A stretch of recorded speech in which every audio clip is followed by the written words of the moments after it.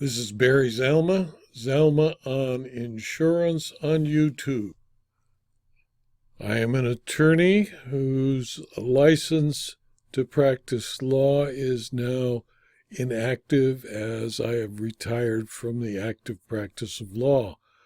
I spend my time now acting as an insurance claims consultant, an insurance claims expert witness, and as an author and producer of these videos. Today, let's talk about the people who are subject to testifying at examination under oath.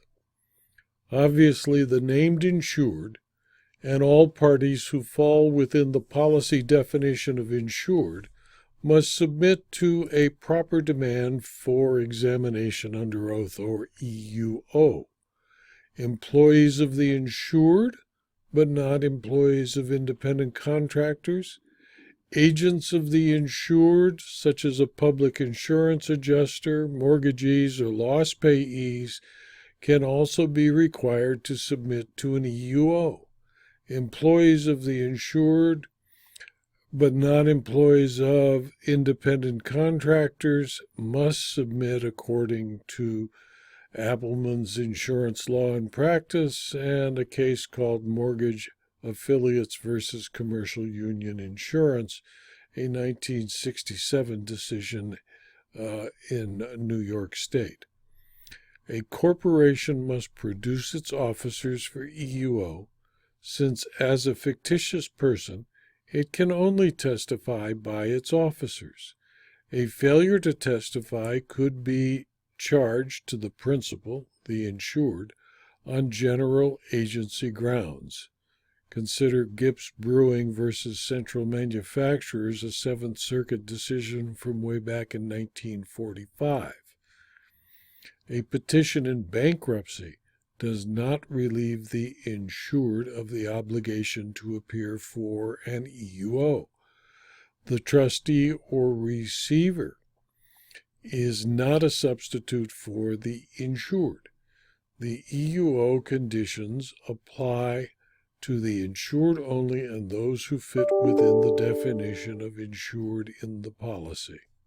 When an insured assigns his or her benefits to a health care provider, the obligation to attend an EUO remains with the insured. The insurer has a good defense to the claim of the providers if the insured refuses to attend an EUO. The obligation to attend an EUO does not shift to the provider merely because the insured assigned her benefits. Consider Marlin Diagnostics versus State Farm, a 2004 decision of the Florida Court of Appeal. Deportation or incarceration can excuse the insured from compliance with the requirements for EUO, unless, as has been done often, the EUO is taken in the prison where the insured is incarcerated, or the county or country where the insured has been deported. I, in fact, traveled all the way to Taipei, Taiwan, to take an examination under oath of an insured. It happens I've also taken examinations under oath in various jails and prisons.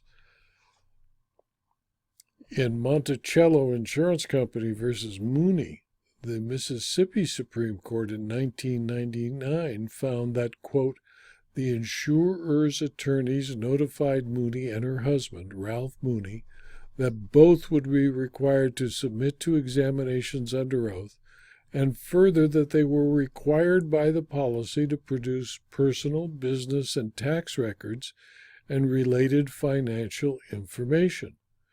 Joyce Mooney submitted to an EUO on April 18, 1990. Ralph Mooney did not attend. The Mooneys argued he was not required to submit to an EUO because he was not a named insured under either policy. No financial records were produced at the examination, nor at any other time. Mooney explained this failure to produce the required records by asserting that any records pertaining to Little Rebel Meats had been burned in the fire. Additionally, Mooney explained that the records documenting their personal finances, as well as records concerning her husband's business, Pontotoc Stockyard, were immaterial to the investigation. We have found that clauses in insurance policies which authorize insurers to conduct examinations under oath are reasonable and valid. We have further found the questions and documents relating to the business and personal finances of the insured are material to fire investigations.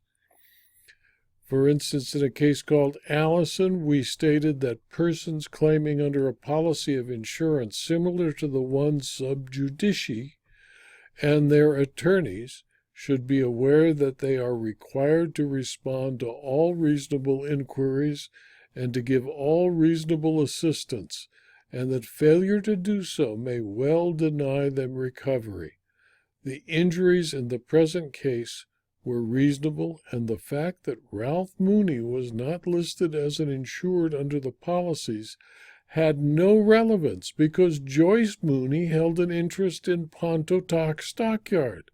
The financial standing of Joyce Mooney encompassed the financial standing of her husband and her husband's business in which she had an interest. Thus, the production of their joint financial records is required by the policy. The records are relevant to the determination of the financial condition of the insured, and the Mooneys improperly withheld this information from the insurers, thereby materially breaching the contract. Close quote. In State Farm Fire versus Michelli, a 1987 Illinois case, the court held that the duty to demand an EUO applied only to named insureds and not their children, even though coverage extended to them. In apparent response to the court's holding in Michelli, many insurers have modified their policy language with respect to their right to demand an EUO. The modified policy language typically provides, quote, your duties after loss. After a loss to which the insurance may apply, you shall see that the following duties are performed.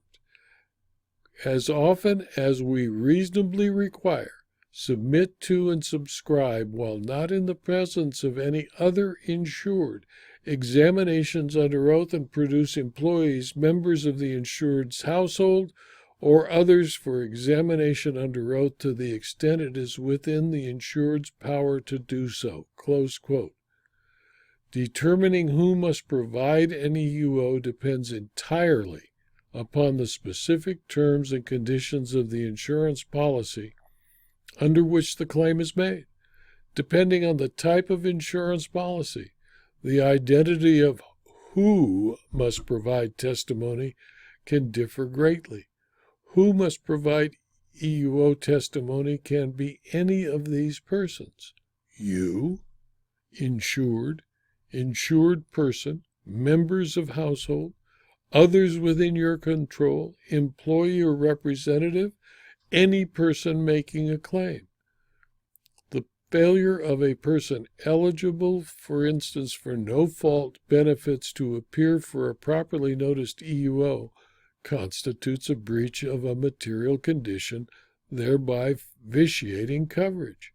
When the plain language of the EUO provision states that, quote, any person or organization making claim or seeking payment, close quote, may be required to attend the examination. A person who has an assignment from an insured is any person and can be required to submit to EUO. It is well established that an assignment transfers to the assignee all the interests and rights of the assignor in and to the thing assigned, and this can also control those contractors who take an assignment of benefits, and they also must submit to examination under oath. These are just a few examples of how policies may differ in the scope of who must provide testimony. Once counsel understands who may be compelled to provide testimony under the terms and conditions of the policy, it becomes their job to advise their clients which individuals should be requested and or compelled to testify. This video was adapted from my book, The Insurance Examination Under Oath, 2nd edition, available from Amazon.com as both a Kindle book and as a paperback, and also available from my website, zalma.com, by clicking on the insurance claims library link and finding the Examination Under Oath book. If you found this video to be of use to you and consider it might be helpful to others, please subscribe to my YouTube channel and advise your friends and colleagues of the existence of this channel. Thank you for your attention.